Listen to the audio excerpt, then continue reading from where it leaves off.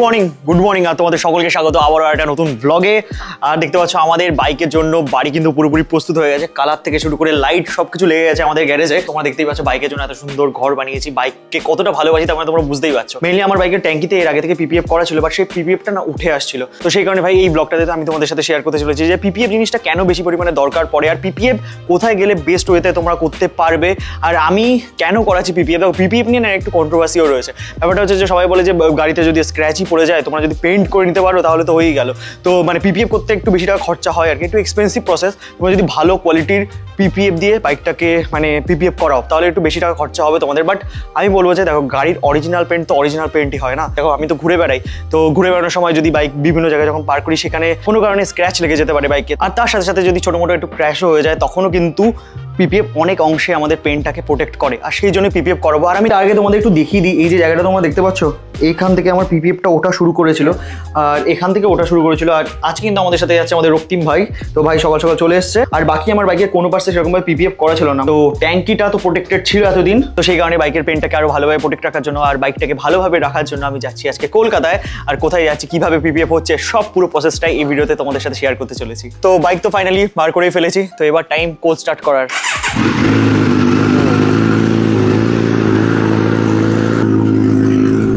Finally বেরিয়ে পড়েছি আমাদের গ্রিন বিস্কে নিয়ে বনগাঁর রাস্তায় যাবো সোজা আজকে কলকাতায়। বাইকের ফুয়েল রেঞ্জ দেখা যাচ্ছে 43 কিলোমিটার, বাট এটা বেড়ে যাবে, মোটামুটি 70-80 কিলোমিটারের রেঞ্জ রয়েছে বাইকে এখন আমাদের। বাট সামনে গিয়ে ফুয়েল আপ করে নেবো হাবড়ার কাছে। আর রাস্তায় যদি একটু জ্যাম পাই তাহলে বাইক চালাতে একটু কষ্ট হবে, যদিও আজকের ওয়েদারটা একটু ক্লাউডি রয়েছে, সেখানে না রোদটা একটু কম লাগছে। ভাই এখন যা জ্যাম, বনগাঁ থেকে বেরোতে বেরোতেই অবস্থা খারাপ হয়ে যাচ্ছে। বাট একটা জিনিস যেটা ভালো হবে যে বনগাঁ থেকে বেরোতেই যখন আমরা হাবড়া বারাসাত এই সমস্ত যতটা পৌঁছাবো না, ততক্ষণ জ্যাম অনেকটা কমে যাবে। কারণ টাইম এখন ঘড়িতে 11টা, বারাসাত ঢুকতে আমাদের মোটামুটি 12টা 10-15 বেজে যাবে, তখন হয়তো রাস্তা ফাঁকা পাবো আমরা। ফাইনালি এখন আমরা ধরে নিয়েছি বনগাঁ যশোর রোড, মানে বিউটিফুল যশোর রোড, চারিপাশে এত সুন্দর গ্রিনারি, তার মাঝখান দিয়ে করবো আমরা রাইড। রাস্তাটা একটু কনজেস্টেড, বাট ঠিক আছে, কই না। এখান থেকে আজকে আমরা যাবো হচ্ছে মানে বনগাঁ থেকে যাচ্ছি আজকে আমরা লেক টাউনের ডিস্টেন্স তো 79 কিলোমিটার্স মতো আমাদের বাড়ি থেকে। NH 12 ধরে যদি আমরা ঘুরে যাই না, মানে জাগুলি হয়ে যদি ঘুরে যাই তাহলে অনেকটা রাস্তা বেশি পড়ছিল। রাস্তা হয়তো ভালো, বাট অনেকটা রাইড করতে হতো, সেই কারণে আমরা এই রাস্তা দিয়ে আজকে যাচ্ছি। সামনে দেখো কয়লা যাচ্ছে, কয়লার খনি। ওরে বাবা, আমাদের এই দাদা তো পুরো কয়লাতে পুরো ঢেকেই গেছে। এই গাড়িগুলোর ইঞ্জিনে কিছু আছে আর পুরো একদম কালো ধোয়া বেরোয় সবসময়। তো ব্যাপারটা হচ্ছে যে হঠাৎ করে আমরা বাইকে পিপিএফ কেন করাচ্ছি। দেখো সত্যি কথা বলতে অনেকদিন ধরে প্ল্যান করছিলাম যে এই বাইকটাতে পিপিএফ করাবো। মেনলি এই বাইকের বেশিরভাগ পার্টসগুলো না গ্লসি কালারের, আর আমাদের অ্যাডভেঞ্চার 390 কি ম্যাট ফিনিশ, তো ওটাতে অতটা পিপিএফ এর প্রয়োজন হয়নি এতদিন, কারণ ম্যাট ফিনিশে স্ক্র্যাচ বা ধুলো বালিতে সেরকমভাবে প্রবলেম হয় না। বাট বাইকের গ্লসি প্যানেল যদি তোমাদের বেশি থাকে, সেটা টাইমের সাথে সাথে কিন্তু মানে ধুলো বালির সংস্পর্শে আস্তে আস্তে গ্লসি ভাবটা কমে যেতে থাকে। তো সেটা প্রোটেক্ট করতে গেলে, তার সাথে সাথে বাইকটাকে আরও বেশি ভালো রাখতে গেলে কিন্তু পিপিএফ করাটা দরকার। পিপিএফ করতে গেলে কিন্তু অনেকগুলো ব্র্যান্ড আছে, মানে যেই ফিল্মগুলো ইউজ করা হয়, মানে এই যেই লেয়ারটা ইউজ করা হয়েছে সেই লেয়ারের অনেক কোয়ালিটি হয়। তো সেইগুলোর ব্যাপারে আজকে তোমাদের বিশদে বলবো। দেখো যারা এক্সপিরিয়েন্স মানুষ তারা আরও বেটার ওয়েতে তোমাদেরকে বোঝাতে পারবে। দেখো যেখানে আজকে আমি যাচ্ছি সেখানকার যারা এক্সপার্টরা রয়েছে তাদের কাছ থেকে বিশদে আজকে সব কিছু জেনে নেবো, যাতে তোমরা যারা নতুন বাইক কিনবে ভাবছো বা যারা বাইকে পিপিএফ করবে ভাবছো, যাতে তোমাদের একটু হেল্প হয়ে যায়। মানে তোমাদের যদি হেল্প করতে পারি তাহলে আমারও খুব ভালো লাগবে, এটাই হচ্ছে ব্যাপার। সত্যি ভাই এই মেশিনটা আলাদাই পুরোপুরি একটা মেশিন, এত ফান লাগে না রাইড করতে। এরকম কাটকুট মারার জন্য একদম পারফেক্ট। এত হেভি ওয়েট, এত পাওয়ারফুল মেশিন, একটুও তোমার কনফিডেন্স লুজ হবে না যদি তোমার বাইক পুরো ওয়েল মেনটেন থাকে। সামনে গাড়িটা যদি একটু আমাদের যেতে দেয় তাহলে আরও ফানটা বেশি করে নিতে পারি আমরা। ও হো আর কি বলতো, একটা বাইক তোমরা যত বেশি চালাবে না, এই বাইকটাকে যত বেশি পরিমাণে তোমরা ফিল করতে পারবে, সেই বাইকটা চালাতে তোমাদের তত বেশি ভালো লাগবে, তত বেশি তোমরা বাইকটা চালাতে কনফিডেন্স পাবে। দেখো সত্যি কথা বলতে এই বাইক লিটারেলি কেনার পর 2-3 মাস আমি তো ঠিক করে চালাতেই পারতাম না, এরকমভাবে কনফিডেন্স পেতাম না বাইকটা চালাতে। আর এখন বাইকটা চালিয়ে এমন হয়েছে না, বাইকটা লিটারেলি আমি নিয়ে খেলতে পারি।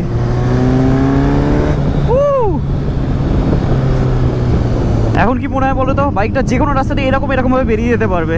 তো নেগেট বাইকের এই ফানটা তো আছেই ভাই। চলো এটাকে কাটাই এবার আমরা।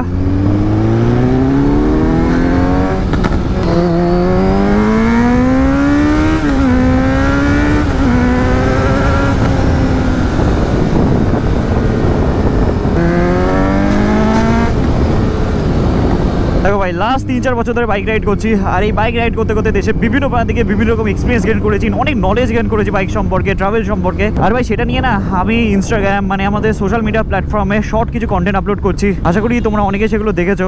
আর যে সিরিজটা আমি শুরু করেছি সেই সিরিজটার নাম দিয়েছি হচ্ছে ঘুরতে যাবো, মানে ঘুরতে যাওয়া রিলেটেড বিভিন্ন রকমের তথ্য, বাইক রিলেটেড বিভিন্ন তথ্য শেয়ার করছি আমি সেখানে। তো তোমরা যারা এখনো দেখোনি তোমরা কিন্তু অবশ্যই আমাকে ইনস্টাগ্রামে ফলো করে নিও, কারণ ইনস্টাগ্রামে রিল ফরম্যাটে আমি সেগুলো আপলোড করছি।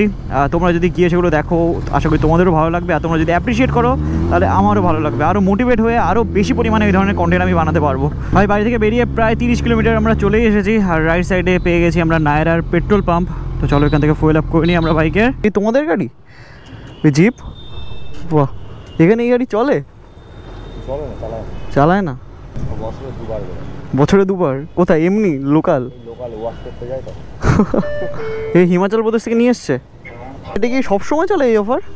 আরে বাস, নায়রাতে ভাই অফার চলছে দেখো, 18 টাকা আমাকে সাবসিডি দিয়েছে, 1000 টাকার পেট্রোল ভরে গেছি, 981 টাকা পে করতে হলো। দারুণ ব্যাপার ভাই, ধর বিলটা। নায়রা তারপরে জিও এদের পেট্রোল খুব ভালো হয়। নায়রা হচ্ছে মনে হয় এসআরেরই কোনো ব্র্যান্ড, এসআরের পেট্রোল পাম্প তো আমাদের এলাকায় নেই, তো নায়রা এসআরের পেট্রোল আমি পারলে ভরিয়ে নিই, কারণ ওদের পেট্রোল ভালো হয় ভাই। তো কথা বলতে বলতে আমরা কিন্তু চলে এসেছি এখন হাবড়া। টাইম ঘড়িতে এখন 11:49। হাবড়া মানেই জ্যাম ভাই, দেখো বিভৎস জ্যাম রয়েছে সামনে। হাবড়া কো পাস করা দো ভগবান, হাবড়া হাবড়া হাবড়া।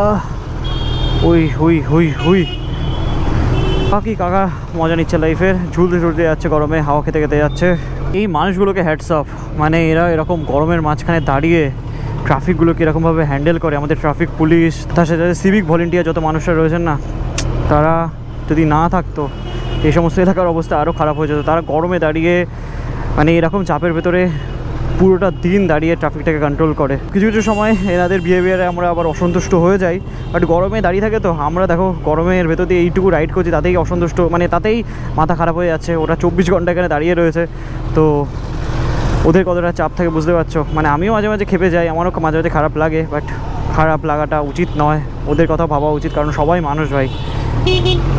আরে তেলের ড্রাম সরো।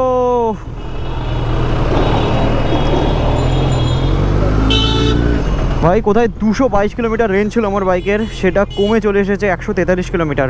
বেশি হলে 2-3 কিলোমিটার এসেছি, তার মধ্যে এই অবস্থা। সুপার বাইক কিনে অনেকেই বলে যে ভাই মাইলেজে চিন্তা করি না আমি, মানে তেল কতটা ভরে আমি যাই না, মানে এরকম একটা শো অফ করে মানুষজন যে তেল নিয়ে তাদের কোনো যা আসে না। বাট দেখো ভাই, যাদের হয়তো অগাধ টাকা আছে আর হয়তো যারা বাবার টাকায় তেল ভরে তারা এরকম চিন্তা ভাবনা রাখে, বাট আমি ভাই নিজের পয়সায় বাইকের তেল ভরি, তো সে কারণে পেট্রোলের কথা আমাকে ভাবতে হয়।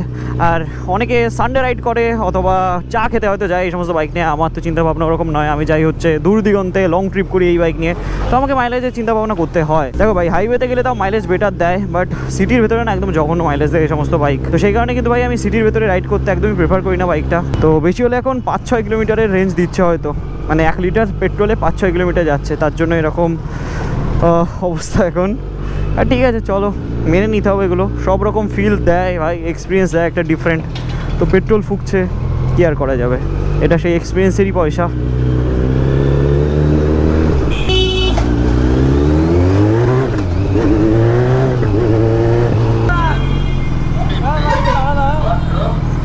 বলো ছবি তুলবে?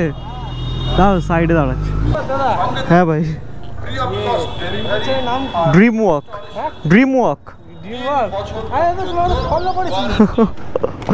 দেখো ভিডিও, তাই ভালো আছো? তোমার বাড়ি কোথায়? এখানে বাড়ি হচ্ছে এখানে আমার তোমার 1 নম্বর গেটে। ও তোমার নাম কি? আমার নাম প্রিয়াংশু। ও তোমার ভিডিও অনেক দিন ধরে আরে দেখছিলাম, তুমি পেছন দিক থেকে খুব স্পিডে চালিয়ে যাচ্ছ, আমি সেই কারণে আরো স্লো করে দিয়েছিলাম বাইক। ও কি বাইকের সাথে ছবি তুলবে? দাও আমি তুলে দিচ্ছি, দাও। ভাই দেখি সেই স্পিডে পেছনে আসছে। চলো ভালো থেকো। হ্যাঁ থ্যাংক ইউ দাদা। স্বপ্ন না এটা, আমি তোমাদের বলেছিলাম স্বপ্ন নিয়ে বেরোই আমি, তো সেই স্বপ্নের বাইক আমি তো অ্যাচিভ করতে পেরেছি, বাট এরকম স্বপ্ন অনেকেরই রয়েছে। আমি জাস্ট একটা কথা বলবো ভাই, ম্যানিফেস্ট যে ওয়ার্ডটা আছে না, মানে কল্পনা করা, সত্যি কথা বলতে বাংলা কথায় কল্পনা যদি তুমি করো না, সেই তোমার স্বপ্নের ওপর যদি জোর থাকে তুমি কিন্তু বাস্তবায়িত করতে পারবে ভাই। আরেকটা কথা আমি বলতে চাই ভাই, আমার এই ভিডিও না অনেক ছোট ছোট ভাইরাও দেখো, ভাই বোন সবাই দেখো আর কি, তো তোমরা তখনই ভাবো যে না এই বাইকটা যদি আমার কাছে থাকতো সেরা হতো, মানে খুব ভালো হতো। দেখো আমিও ভাবতাম এরকমভাবেই, বাট আমার সবসময় একটা কথা মনে হতো যে ভাই তুমি যে জিনিসটা দেখছো না সেই জিনিসটা তুমি যোগ্য কিনা সেটা আগে কিন্তু ভেবে দেখবে, মানে যদি যোগ্য না হয়ে থাকো, যদি তোমার সেই টাইম না হয়ে থাকে, তুমি মেহনত করো, সেই জায়গায় পৌঁছাও, একটা স্টেজে পৌঁছাও লাইফের, তারপরে তুমি সেটা অ্যাচিভ করে দেখো, তখন তোমারও খুব ভালো লাগবে মন থেকে যে না ভাই আমি এখন একটা জায়গায় আছি লাইফে, এখন আমি এটা ওন করি, এটা জাস্টিফাইড। যদি ভাই আমি এই বাইকটা খুব জোর করে ফ্যামিলির কাছে অনেক রিকোয়েস্ট করে পায়ে ধরে যদি আমি কলেজের টাইমে কিনতাম, হ্যাঁ হয়তো অনেক শো আপ করতে পারতাম যে আমার কাছে সুপার বাইক আছে, কলেজে নিয়ে যেতে পারতাম, যদি আমি হোস্টেলে থাকতাম। আমি জাস্ট একটা এক্সাম্পল দিচ্ছি ভাই, সবসময় পেট্রোল ভরানোর জন্য আমাকে বাবার কাছে বা মায়ের কাছে হাত পাততে হতো। তুই ভাবো তখন কি ফ্রিডম থাকতো এই জিনিসটার? এখন আমি এটা নিয়ে যা খুশি করতে পারি। আজকে মনে হলো এক্সস্ট চেঞ্জ করে দিলাম, আজকে মনে হলো এখানে বেরিয়ে গেলাম, ওখানে বেরিয়ে গেলাম। তো যতক্ষণ না তুমি এই জিনিসটার কাবিল হচ্ছ, আমি বলবো ততক্ষণ পর্যন্ত মেহনত করো, তারপরে অ্যাচিভ করো। সব কিছু পসিবল ভাই লাইফে, সব কিছু তুমি যেরকমভাবে কল্পনা করবে, যেরকমভাবে ভাববে, তোমাকে তোমার লাইফ তোমাকে সেরকম ডাইরেকশানে নিয়ে যাবে। বাকি চলো, অনেক গল্প হয়ে গেছে, 12:30 বাজে এখন ঘড়িতে, বারাসাত অলমোস্ট ঢুকতে চলেছি আমরা। দাঁড়িয়ে গেলাম সিগনালে, মানুষ যাচ্ছে এপাশ থেকে ও পাশে। আর শুধু একটা জিনিসই প্রে করছি ভাই, যেন বৃষ্টি না হয়। মেঘলা তো করেছে ভালোই, কারণ আমার কাছে ক্যামেরা ফ্যামেরা সব কিছু আছে, বাট রেইনকোট নেই, ভিজে গেলে প্রবলেম হয়ে যাবে ভাই। এই দেখো লেক টাউন হচ্ছে, আর এখান থেকে 3.8 কিলোমিটার, টাইম ঘড়িতে 1:10। ওয়েদারটা আজকে দারুণ দারুণ।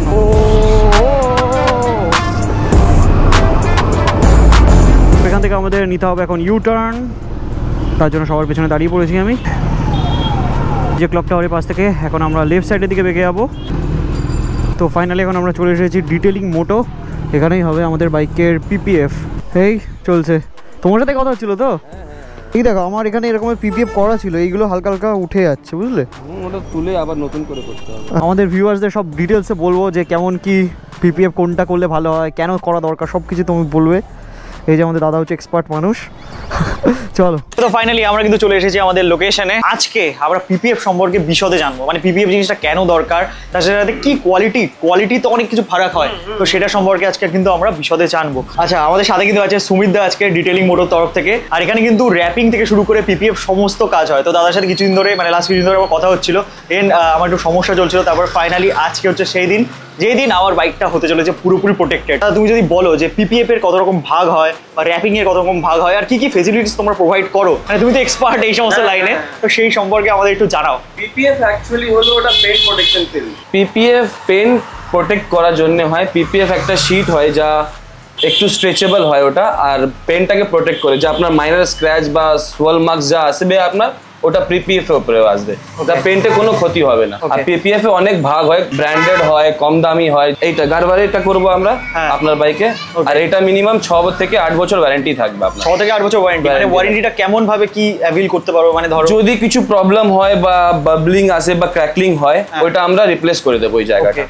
কেমন কি খরচা পড়বে যদি বলো, মানে তাহলে ভিউয়ার্সদেরও একটা আইডিয়া লেগে যাবে যে কেমন কি খরচা হতে পারে। প্রিমিয়াম গাড়িতে 12 থেকে 15 এরকম টাইপের রেঞ্জ আছে, আর ছোট বাইকে 10 থেকে 12, 8,000 টাকাও রেঞ্জ আছে, আর অনেক কম দামেও রেঞ্জ আছে।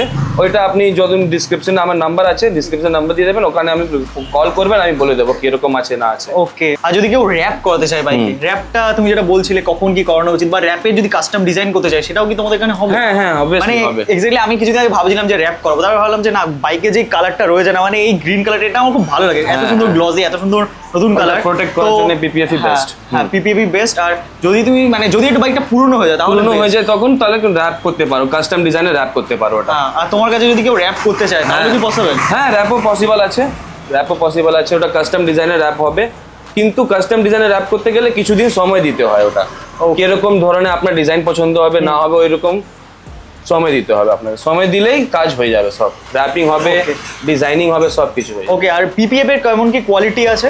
পিপিএফ এর অনেক ধরনের কোয়ালিটি আছে।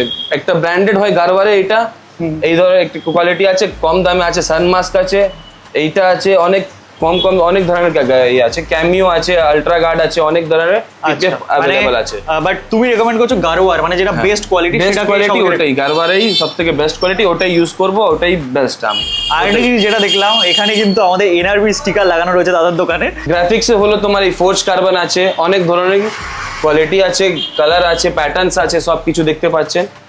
গ্রাফিক্স যদি হয় তাহলে এইসব কালারের গ্রাফিক্সও হয়ে যাবে আপনার। আশা করি তোমরা বুঝতে পেরেছো কেমন কি ধরনের কাজ এখানে হয়। কিছুক্ষণ পর থেকে বাইকের কাজ শুরু হবে, মোটামুটি 5 থেকে 6 ঘন্টা লাগবে এই কাজটা করতে, তাই তো দাদা? 5 থেকে 6 ঘন্টা লাগবে। হ্যাঁ, তো মোটামুটি ডেলিকেট কাজ না, এটা ডেলিকেট কাজ, এটা টাইম ধরনের আস্তে আস্তে করতে হয় একটু, যা কোনো প্রবলেম না আসে, পরবর্তীকালে কোনো প্রবলেম না আসে। তো চলো টাইম নিয়ে কাজ হোক, আর কাজটা কিভাবে হচ্ছে সেটার পুরো প্রসেস তোমাদের আজকে আমি দেখাবো। আর লোকেশন আছে লেক টাউন শ্রীভূমি, যে ফেমাস পুজো পন্ডালা হয় শ্রীভূমিতে, ওর ঠিক পাশেই আমার লোকেশন আছে। আর এখানে কিন্তু আরেকটা বাইক রয়েছে, এটা হচ্ছে কাওয়াসাকি 650টার কাজ হয়ে গেছে, মানে এটাতে পিপিএফ হয়ে আছে। দেখতে পাচ্ছ কতটা গ্লসি লাগছে পুরো সমস্ত প্যানেলগুলো। তো আমার বাইকটা হওয়ার পরে কিন্তু এত সুন্দরই লাগবে। তো ওখানে দাঁড় করানো আছে, তো একজন আসবে আর কি, যে আমার বাইকে কাজ করবে, সে আসলেই কাজ শুরু হবে আমাদের এখানে।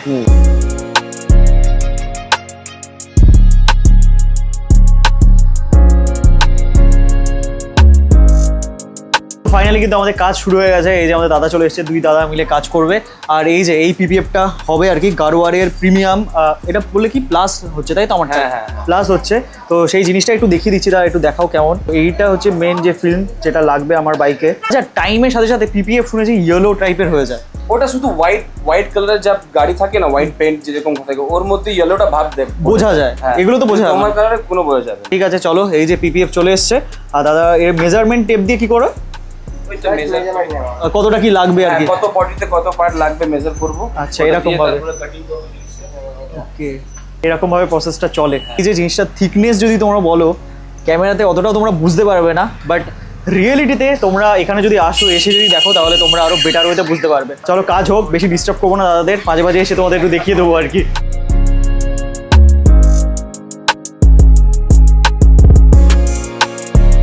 এটা হাত দিয়ে ডিজাইন করলে? হ্যাঁ, বাহ। সামনে জিটি লাইন, এটা 01। বাহ। আর এখানে কিন্তু এরকম ভাবে কাজ চলছে আমাদের বাইকের, মানে এটা কিন্তু খুবই টাইম কনজিউমিং একটা কাজ। শুধুমাত্র এইটুকু পার্ট হলো সবে, এইটুকু সামনের এই পাশে, ওই পাশেরটা হয়েছে আর এই পাশটা হয়েছে, এখনো ট্যাঙ্কি বাকি, পুরো এই সমস্ত পার্ট বাকি। তো এখনই তো প্রায় ঘড়িতে বেজে গেছে 5টা, দেখা যাক কটা বাজে এই কাজগুলো কমপ্লিট হতে। মোটামুটি আমার যতটা মনে হচ্ছে 8টা তো বেজেই যাবে। বাইকের ম্যাক্সিমাম পার্টে কিন্তু পিপিএফ বসে গেছে, আর জায়গাগুলো কি গ্লসি লাগছে, মানে রোদে গেলে আরো বেটার হইতে তোমরা দেখতে পাবে। ফাইনাল ফিনিশটা আসুক, তারপরে তোমাদের দেখাবো। এখনো এই ট্যাঙ্কিটা বাকি আছে, তার আগে দাদা এই যে হিট দিয়ে বাকি যে সমস্ত পার্টগুলো এখনো মানে ঠিকঠাকভাবে বসেনি, সেগুলোকে দাদা ভালোভাবে বসিয়ে দিচ্ছে। আমাদের একটু লোকেশনের জন্য আমি বলে দিই, এই যে ফিনিক্স কাস্টমস রয়েছে, তার পাশেই কিন্তু ডিটেলিং মোটো রয়েছে। মানে দাদাকে তোমরা অনেকেই জানো অফরোডিং এর কিং। এইটা না তোমার বাইকটা কই? এই যে দাদার বাইক, জিনিসটা আমি চোখে পড়লো, দেখতে পাচ্ছ এটা কি বলে এগুলোকে? Rally tower. আচ্ছা, এগুলো র্যালিতে দুটো পারপাস করে, একটা 7 থেকে 8 কেজি কমিয়ে দেয়। আচ্ছা, সামনে এটা খুলে গিয়ে রাইডারের সামনে এই ব্যাপারটা থাকে, এখানে মিটারটা থাকে, আর এখানে র্যালি ডেমোগ্রাফিক্স যেমন র্যালি এটা মানে কোন বাইকে এটা? এই জিনিসটা একটা কমন অ্যাডভেঞ্চার বাইকে লাগানো যায়, যেকোনো কমন মানে অ্যাডভেঞ্চার 390 তেও লাগাতে পারি। 390 এক্সপালসার হিমালয়ের জন্য স্পেসিফিক্যালি এটা 3টে গাড়িতে লাগবে। এখান থেকে এটা গলার থেকে, মানে সামনের সেকশনটা খুলে বাদ হয়ে যায়। যে কেমন কি প্রাইস হয় এগুলো? এটা হয় তোমার 12,000 রুপিস স্টার্টিং প্রাইস, এটা উইদাউট দ্য লাইটস, এটা জাস্ট দ্য ফ্রেম। বাকি জিনিসগুলো আলাদা। এর 2-3-4টে মডেল আছে, এটা 12,000 আছে, 16 আছে, পুরো আছে, ডিপেন্ডিং অন কি ইউজ করছো। তোমরা যদি অ্যাডভেঞ্চার এনথুজিয়াস্ট হও, তাহলে কিন্তু দাদার কাছে একবার দাদার সাথে যোগাযোগ করো, ব্যাস বাকি দাদা অ্যাডভেঞ্চার করতে নিয়ে যাবে তোমাদের।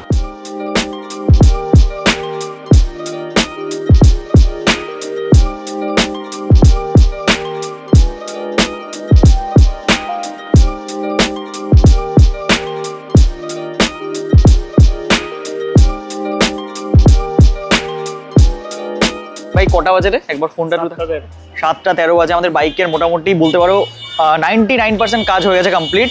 বাইকের ট্যাঙ্কিটা খোলা হয়েছিল, সেটার এখন ফিটিংস হচ্ছে, আর রাতের বেলা আলো কিন্তু জ্বলে উঠেছে। আর বাইকে যে শাইনটা পুরো নেক্সট লেভেলের লাগছে এখন। আগে যখন রোদ পড়বে না, তখন আরো বেটার শাইন আমরা বুঝতে পারবো, তাই তো? রোদ পড়লে আরো বেটার লাগবে।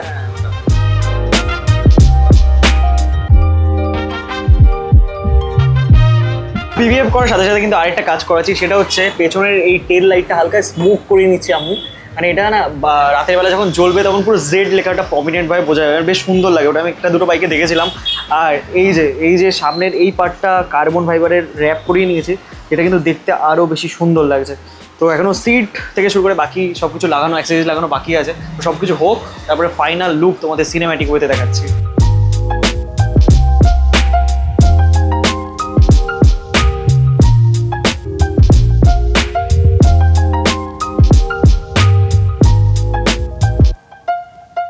শাইন তো তোমরা দেখতেই পেলে। আর সত্যি অল থ্যাঙ্কস টু আমাদের দাদা আর আরেক দাদা মিলে যা কাজ করেছে সেটার জন্য এটা পসিবল হয়েছে। যদি এটা পিপিএফ করতে চান আপনারা, হ্যাঁ। তাহলে ফোন করে, আমার নাম্বার দেওয়া আছে, ফোন করে বুকিং করতে হবে জিনিসটা, কি পিপিএফটা কবে করতে হবে বা আপনার টাইমে অনুযায়ী ওটা কাজ হবে। ওকে, তো আমি এখানে নাম্বার দিয়ে দিলাম স্ক্রিনের উপরে, দাদাকে কন্ট্যাক্ট করে তোমরা বুক করে নিতে পারো। তুমি কোন বাইকে কেমন লাগবে সেটা সম্পর্কে পুরোপুরি দাদার সাথে ডিসকাস করে তারপরে একটা টাইম বুক করে তারপরে ওটা পিপিএফ।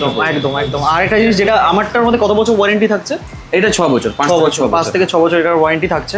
আগে চলো রোদের ভেতরে কেমন লুক আসছে সেটা তো তোমাদের দেখাবোই। তোমরা দেখেছিলে যে আমরা আমাদের Z900টাকে নিয়ে চলে গেছিলাম হচ্ছে পিপিএফ করাতে। তো পিপিএফ করার পর একটা সুন্দর লোকেশনে চলে এসেছি আমরা। আমাদের বনগাঁর আশেপাশে এত সুন্দর সুন্দর সব জায়গা আছে না, মানে গ্রাম বাংলার প্রকৃত স্বাদ কিন্তু এখানে আসলে পাওয়া যায়। তো এই প্রকৃতির মাঝখানে নিয়ে চলে এসেছি আমাদের গ্রিন বিচকে আজকে। তো আমাদের গ্রিন বিচের সিনেম্যাটিক শট এবার তোমরা এনজয় করো আমাদের সাথে।